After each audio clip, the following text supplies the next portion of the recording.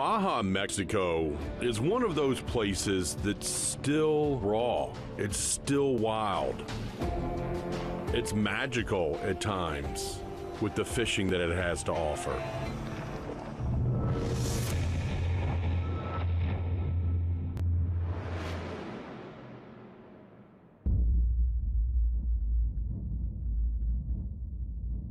You know, Baja is one of those places that has this wild, remote feel to it every leg of the way. And what do you find with wild and remote and raw? Typically, you can find some really good fishing. And Punta Abriojos and its grouper fishery is nothing short of spectacular. Julio, as expected, I'm telling you, you delivered again. Every one of those fish we caught is like a trophy grouper. It's the most incredible grouper fishing you could ever imagine. We saw more fish yesterday and bigger grades than the prior year, so that's good. But now we are ready for another adventure. From Punta Abriojos, just a couple hundred miles down the coast, is Magdalena Bay. I've done this trip with you before. Last time we did it by water, but the weather is a little off right now, so you've decided to trailer. We are 130 miles north of Mag Bay by water, but to do this by land, we need to go from the Pacific side all the way to the Sea of Cortez, along the Sea of Cortez for 100 miles, and then back into the Pacific Ocean, you know, for another 100 miles. So, Mag Bay is a place that I've heard about and dreamed about for years. And 2 years ago, I got to experience what was arguably the most incredible, wide open striped marlin bite anybody could ever imagine. We're driving over 400 miles, towing a 37-foot CV. We're going from a shallow water grouper fishery to offshore, 1,000 feet of water, bait balls, and marauding schools of striped marlin. I'm so excited about going out right now, I can hardly stand it. Yeah. This is like world famous. This was an experience that I wanted to have again. I wanted to share with some friends.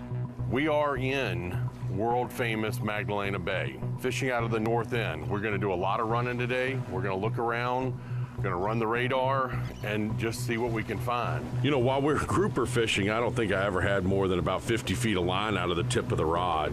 Now that we're in Mag Bay, we're doing something a little bit different. We are looking for bait balls that we're gonna be casting lures into. This is a big ocean, and there are very few boats out here fishing.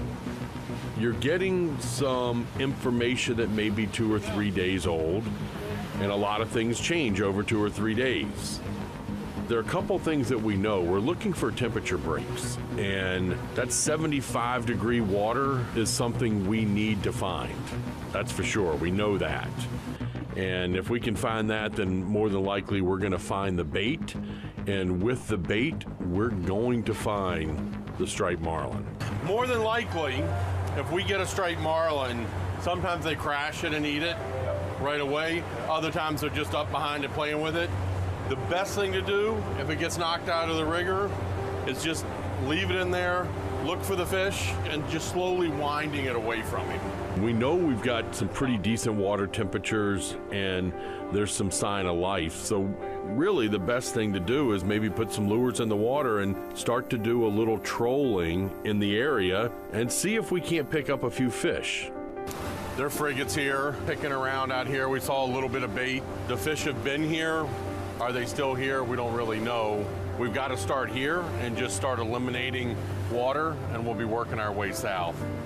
At times, it's pretty easy to kind of get lulled to sleep. You've got a calm ocean, you've got warm skies, and you're just watching the lures, and you're watching the lures. Then all of a sudden you see something. A massive bird school on a school of sardines. We're marking them good, Julio. yeah, it's pretty good, pretty solid. Looks like 2 different groups of birds in here. Can you see anything yet? Not yet. Water temperature came up 2 degrees. I saw that. 2 degrees it's come up. I see some birds there. I see them. This is it, baby. It's a bunch of birds. The anticipation as you're running to those birds is almost overwhelming. Your adrenaline's pumping, and you know what's about to happen. Oh, a bunch of them coming. Push that drag up, Blaine. You're on. Next thing you know, here they come, a school of Dorado, all over us. Yep. You got him. Got him! They're all triple! Oh, Jesus! That's a good one there. Nice. That's what the ocean does. The ocean can give you a lot of clues. You just need to be paying attention. Tripling up in Baja. Thank you, Julio. Want to set it on top of one of the other ones? You know, Magdalena Bay is a huge area if you look at it on the charts, and it's up as far as Puerto Mateo Lopez, and it goes way south past San Carlos. San Carlos is maybe about halfway down the bay, and it goes from a kind of river estuary into a big proper bay. Now we're just running down river, you know, in between sandbars and mangrove, which is for me really, really cool. Never seen something like that before. You know, the nice thing about that is it keeps us from running the open ocean, and we can run the inside all the way down. That's actually good bait. I could throw the cast net on that. Let's do it. We came down the estuary system and we actually opened up into Mag Bay proper, and there's this tide line that's formed, and there were a bunch of birds diving in it, and whenever you see that, take advantage of it. Some beautiful little mackerel for our live baits, and throwing the cast net, we got some, not a lot, but we got some of the sardines. Up in Abriojos, while we were grouper fishing, we found inshore mackerel and sardines. Sardines were on the beach. We're looking for the same scenarios out here offshore, just happens to be incredibly deep water. I know that we need to find the right temperature. I know that we need to find the schools of bait. And once we find that, things are gonna come together pretty quick. Look at the birds! Look at the birds! Right on the radar! Found him on the radar, and it is spectacular. Big time! But then all of a sudden there's a mark on the radar, and you see it growing. We've got to pull in the lines and run and go see what this is. Here's a reason why you have radar. All those spots, those are birds. This helps eliminate so much when you've got a big ocean and no other boats. The adrenaline is just pumping through your veins. Rolling in the 37 CV. And as we're running and getting closer and closer, you're seeing this mass of birds. And you see some splashing underneath them. The saltfish here. Look at, oh no, those were seals. But then you realize it's sea lions. All these frigates are here, picking the sardines out of the water. Right now, I don't see striped marlin. I see a whole lot of seals, but I'm guessing the striped marlin are here. Just have to get up on the bait ball and see. This isn't the striped marlin that we expected. These are mammals swimming around eating this pile of bait. Who invited the sea lion to the party? Wow, we got a herd of seals. I wouldn't be surprised if there's marlin in here, but the seals mess it all up for them. Just give this a little bit of time.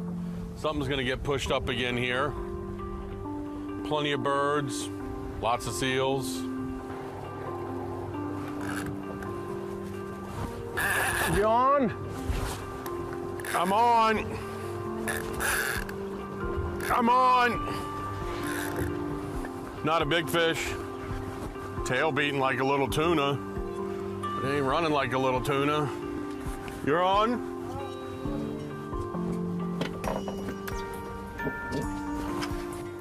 Sea lion trying to eat him.